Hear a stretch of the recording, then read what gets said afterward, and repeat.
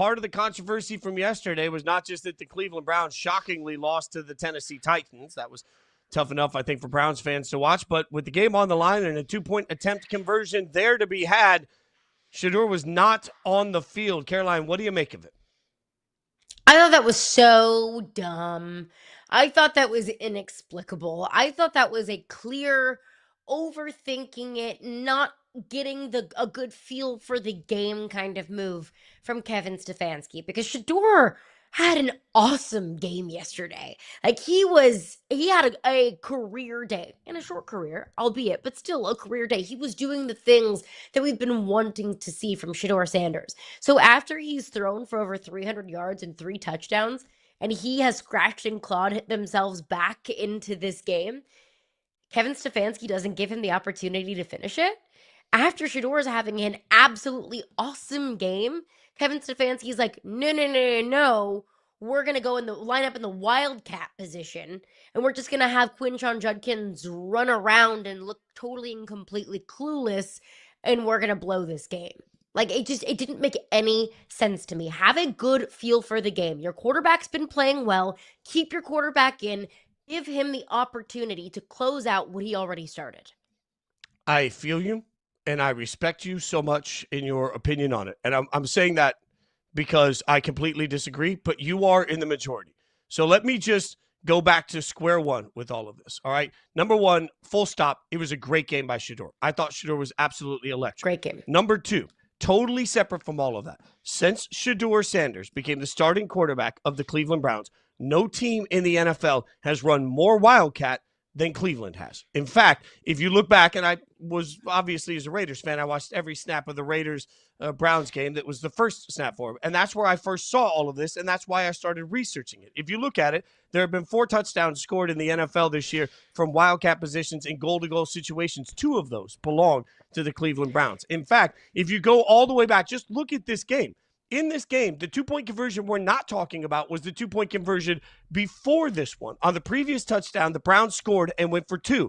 Shedeur Sanders did not get the snap. So now you're looking at a young quarterback and you're looking at an offense that has comfort in the Wildcat, and you're asking yourself, what makes us the most comfortable? In fact, how big is the Wildcat for the Cleveland Browns offense? Their offensive coordinator was asked about it last week, long before this game at the podium, and he said, and I quote, obviously, we've had a lot of success here in a sample size of games. We've scored 4 touchdowns and had productive runs in the package. It's kind of a wildcat, one you can use in run-heavy situations, and Judkins executes it incredibly well.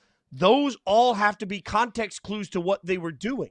They gave the ball to Judkins. Judkins mismanaged the play. Yes, that is all very true, but it's revisionist history to sit here and look at it and say, why was Shedeur not on the field? Shedeur in goal-to-go situations, short yardage situations, and 2-point conversion situations since he's become the starter hasn't always been on the field. Probably in part because he doesn't have a ton of reps in those situations yet. As a very young quarterback that we've already well chronicled, didn't get a lot of first-team reps, didn't get any first-team reps. So now, in the limited number of reps that you have every week with the starting quarterback that you're trying to bring along slowly, you need to work on the entirety of the game plan. How many 2-point conversion plays have they repped enough that Shedeur is wildly comfortable with them? How many 2-point conversion plays in 3 weeks have they put into the arsenal that they feel are absolutely gold and secure? And they tried one on the previous touchdown, or 2-point conversion, and it didn't work with Shedeur at center. So when they need one play, they go back to something that they're running more successfully than anybody right now, something that's resulted in touchdowns. And one more big point here. In week 13, the last game that the Browns played, they scored a touchdown and went for 2. How did they successfully convert the 2-point conversion?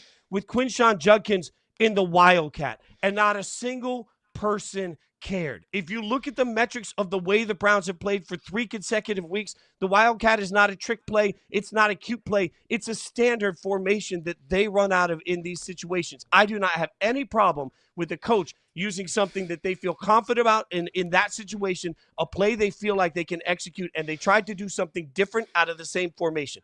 It didn't work, and I know it didn't work, but this doesn't have to be a memorandum on Kevin Stefanski. It doesn't have to be a memorandum on Shedeur. It can just be how the Browns have been doing business, and I don't think the play call was a bad one. I always try to hold myself accountable whenever I'm critiquing decisions like that. and say, well, did I not like it just because it didn't like it just because I didn't like it? Like, even if it worked, would I still hate it? And I asked myself that question here. And I said, yes, even if it worked, even if the Browns got the 2-point conversion, I still wouldn't have liked the Browns taking Shedeur off the field in that situation, because I hear you. That Wildcat has been such a mainstay in the Browns playbook this season.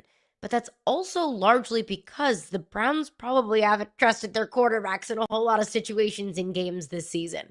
Shedeur was having a good game. And I think that's the kind of in-game feel and in-game adjustments that Kevin Stefanski has to make.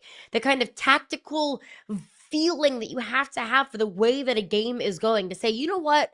A lot of our 2-point plays involve Wildcat. You know what? Wildcat has been awfully successful for us, but we are going to put the ball in the hands of Shedeur.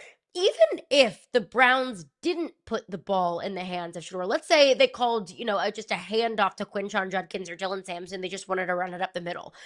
I still would have liked that better, because at least Shedeur is on the field. At least there's a threat of a pass play. At least you're going to force the Titans defense to guess what you're going to do. When you take Shedeur off the field, what you're doing is saying, hey, defense, we're either going to run it or we're going to do something kind of gadgety and kind of gimmicky, and we're going to have our running back take the direct snap. It didn't make any sense to me. I hear you. I understand it. And sometimes you have to ride the pony that got you there. But if we just look in the context of this game, the pony that got them there was Shedeur Sanders. Well, I will still go back to the reason they needed a 2-point conversion in that situation is because they failed a 2-point conversion with Shedeur at quarterback on the prior touchdown. Yes, he was having a great game. It's just, this feels to me like what we do. It's just not we, you and I, but we as a society. Everything becomes an indictment on Stefanski and an indictment on Shedeur. I think they were doing what they genuinely thought would help them win the game, and I don't have a huge problem with it.